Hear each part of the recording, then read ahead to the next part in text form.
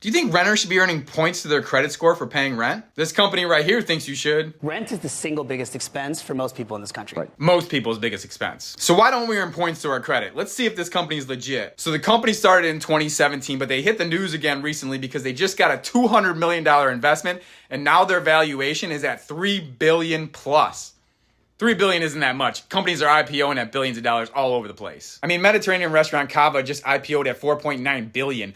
Bumble IPO'd at $8.6 billion. There's nothing special about that app. Reddit was $15 billion. Panera Bread was $7.5 billion. All I'm saying is don't conclude a company is solid just because they have a high valuation. So we're going to start things off with CEO and founder Ankar Jain. Why'd you start the company, buddy? Talking about, if you remember in 2017, we were saying, how is it that Silicon Valley keeps pouring money into electric scooters at the time, crypto at the time, when you have the biggest housing crisis, the biggest healthcare crisis, the biggest student loan crisis? How do we solve some real problems? Starting to like this guy. Continue. And by the way, why doesn't paying rent build your credit and get you closer to home ownership? All right, so you pay rent, you earn points to your credit score. There's got to be a catch, right?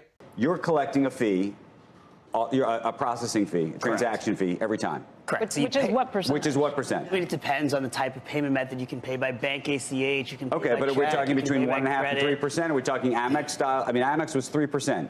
MasterCard was lower, It obviously. really depends if you pay by Amex or pay by Visa or pay by MasterCard. If you pay with your bank, what's the lowest you can get? That's right. So you get different levels of points. What's the rate for the lowest if you pay by It bank? depends on the landlord too and the property owner, but He doesn't answer the question for the next 6 minutes of the interview. I'm not going to bore you with all the details in terms of the company, but it seems like they transitioned away from the rent for credit process, and they're now just kind of like a credit card. And I'm not the only one who was skeptical. But I think my original conception of this was something that was going to help with affordable housing and help people build their credit score. What you're describing is something very different. he's asking about the higher I know, end but side, what so- you're describing is something very different. To me, it only makes sense if you're paying your rent online and you're getting like a 3% processing fee on top of your rent. You could possibly save that by switching to the BILT program, possibly. Or if you're some kind of credit card hoarder and you want to see what their rewards program looks like, I think the company's got some things to work out.